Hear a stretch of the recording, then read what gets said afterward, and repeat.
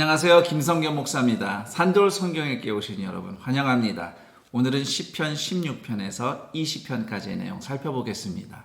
시편 16편은 다윗의 믹담이라고 제목이 붙어 있는데 믹담이라는 히브리어의 정확한 의미는 아직 밝혀져 있지 않습니다. 반드시 다윗의 시편에만 믹담이라는 이름이 붙여집니다. 어떤 학자들은 어원을 추적하면서 돌판에 새긴 기도 또는 비밀 기도를 의미한다고 제안하기도 합니다. 이 시편은 하나님으로부터 내가 받을 수 있는 것에 대한 기도이기보다는 하나님 그분 자체를 향한 기도라고 할 수 있습니다. 1절 보시면 하나님이 내가 피할 장소이다. 그리고 2절은 하나님이 나의 복이다. 이렇게 고백합니다. 하나님이 주시는 무엇인가 보다 하나님 그 자체가 나의 복이라고 고백하는 것이죠. 같은 맥락에서 5절과 6절에서는 하나님 그분 자체가 나의 산업이다, 나의 소득이다, 나의 몫이다 이렇게 선언합니다. 7절에서 11절은 하나님과 함께 살기 때문에 삶이 견고하다, 기쁘다 노래를 합니다.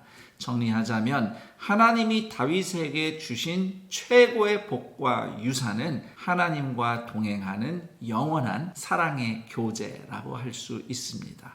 주목할 만한 몇 구절 보겠습니다. 우선 7절은 하나님이 나를 훈계하시는 것을 내 양심이 나를 교훈한다 이렇게 표현을 했습니다. 과연 하나님은 성도의 신앙 양심의 말씀이 깨달아지게 또는 기억나게 우리를 도우십니다.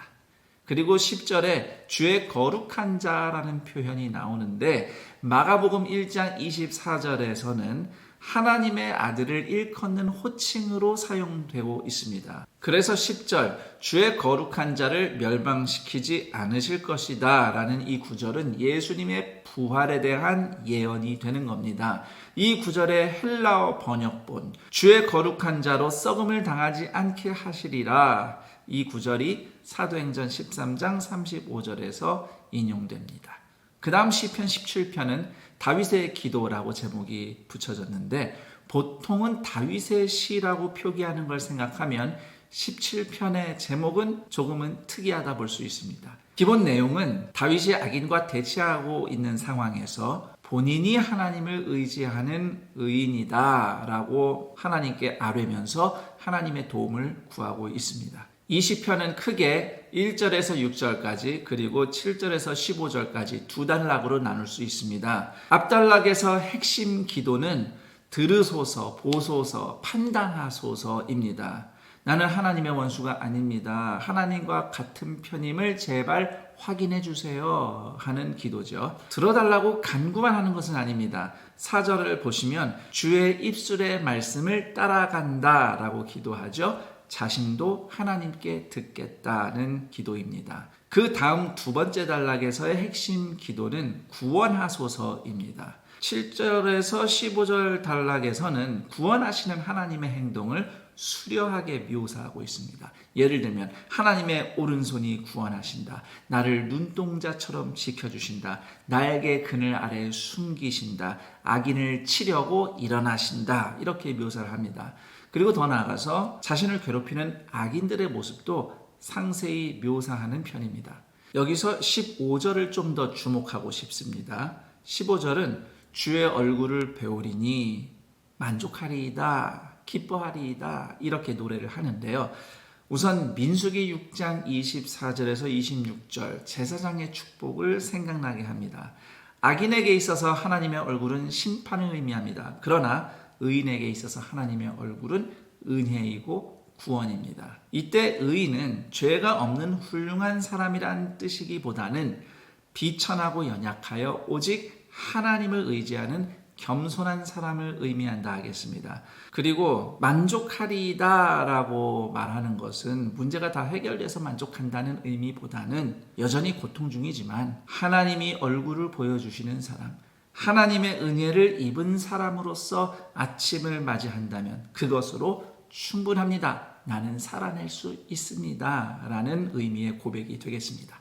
그 다음 시편 18편은 하나님이 다윗을 모든 원수와 사울의 손에서 건져주신 날에 부른 찬양 이렇게 제목이 붙여져 있죠. 아마도 사울의 아들 이스보셋의 죽음으로 사울 왕가가 완전히 끝나고 다윗이 드디어 이스라엘을 통합하고 왕이 되었을 때 만들어진 시편일 것이다 라는 추측이 있고요. 또 한 가지는 인생의 마지막에 모든 싸움을 마무리한 후에 부른 찬양이다 라고 얘기하는 학자들도 있습니다.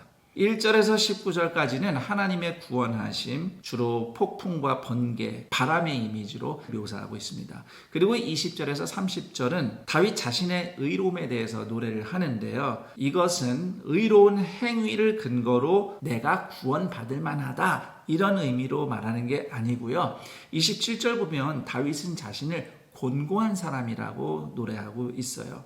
하나님 외에 의지할 분이 없는 처지죠. 그런 다윗에게 있어서 하나님의 말씀을 지키는 순종은 단지 의로운 행동 이상으로 하나님만을 의지하는 믿음의 실천이라고 하겠습니다. 그런 의미에서 다윗이 의인이라고 할 수 있는 것입니다. 그리고 31절에서 50절은 다시 하나님이 베푸신 구원에 대한 묘사를 하고 있습니다. 전체적으로 두 가지 관점으로 보시면 되는데요. 우선 하나는 성경에 기록된 다윗의 인생 이야기를 떠올리시면서 시편 18편을 읽으면 입체적으로 이해할 수 있습니다. 다윗이 체험한 하나님의 은혜를 어떻게 다양한 은유와 상징으로 시편 18편이 표현하고 있는지 음미해 보시는 것이 중요한 포인트겠습니다. 그 다음 두 번째는 예수님의 고난을 떠올리며 이 시편을 읽는 겁니다. 실제로 49절은 로마서 15장 9절에서 바울에 의해 인용되면서 예수 그리스도께서 왕이심을 증거하고 있습니다. 그러므로 시편 18편이 표현한 다윗의 심정은 하나님의 아들이시지만 동시에 인간이신 예수님의 심정이라 할 수 있습니다. 고난을 통과하여 부활로 나아가신 예수님의 심정과 통하는 시편이라고 하겠습니다. 그 다음 시편 19편은 하나님의 창조 세계와 율법을 칭송하는 시편인데요. 1절에서 6절까지는 창조 세계가 드러내는 하나님의 영광을 노래합니다. 창조 세계를 신학적 용어로 일반 계시라고 합니다. 창조 세계에서 일반적으로 드러나는 창조주의 손길을 의미합니다. 아름다운 세상을 만드신 창조주가 존재하신다는 지식이 창조 세계에 계시되어 있죠. 드러나 있습니다. 그 다음 7절에서 11절은 율법이 드러내는 하나님의 영광을 노래합니다. 이것을 신학 용어로 특별계시라고 합니다. 하나님이 구체적으로 주신 말씀을 통해서 계시된 또는 드러난 하나님의 뜻인 것이죠. 여기서 핵심은 사람이 스스로 하나님을 알 수 없습니다. 일반 계시이든 특별 계시이든 하나님이 그분 자신을 드러내셔서 우리가 하나님을 알 수 있는 겁니다. 그 다음 12, 13절은 죄를 떠나 거룩하게 살도록 나를 인도해 달라는 간구이고요. 14절은 자신의 기도와 생각이 하나님께서 받으실 만한 예배가 되게 해달라는 간구입니다. 여기서 마음의 묵상, 이 표현은 사실 모순적이에요. 묵상하는 행동 자체는 절대 침묵이 아닙니다. 말을 하는 행동이 묵상이에요. 묵상을 히브리어로 히카욘이라고 해요. 묵상하다는 히브리어로 하가라고 하죠. 내 귀에 들릴 정도로 말씀을 소리내서 중얼거리는 겁니다. 그런데 마음의 묵상이다. 마음의 생각은 소리가 안 나잖아요. 그런데 소리가 나도록 하나님의 말씀을 읊조린다? 소리가 나지 않지만 하나님이 증거되고 있는 거죠. 여기서 우리는 3절, 4절이 노래하는 것처럼 창조 세계가 직접 말을 하진 않지만 거기서도 하나님의 영광이 드러나는 소리를 우리는 들을 수 있다는 것을 생각해 볼 수 있습니다. 마찬가지로 14절에 성도가 말씀을 소리가 들릴 듯 말 듯 중얼거리는 묵상하는 행동은 하나님의 영광을 증거하는 신앙생활이 되겠습니다. 그 다음 시편 20편은 왕을 위한 기도라고 알려져 있는데요. 왜냐하면 시편 20편의 축복의 대상이 6절에 언급되고 있는 기름 부음 받은 자, 그리고 9절에 왕이기 때문입니다. 특히 7절 보면 전쟁을 앞둔 정황으로 보입니다. 그래서 시편 20편은 왕의 승리를 비는 기도로도 알려져 있습니다. 1절에서 5절은 여호와께서 너의 기도에 응답하셔서 승리 주시기를 원한다는 축복입니다. 여기서 너는 왕을 얘기하죠. 왕을 축복하는 이들은 우리로 표현된 이스라엘 백성이 되겠습니다. 시편 20편의 왕은 궁극적으로 예수 그리스도를 가리킵니다.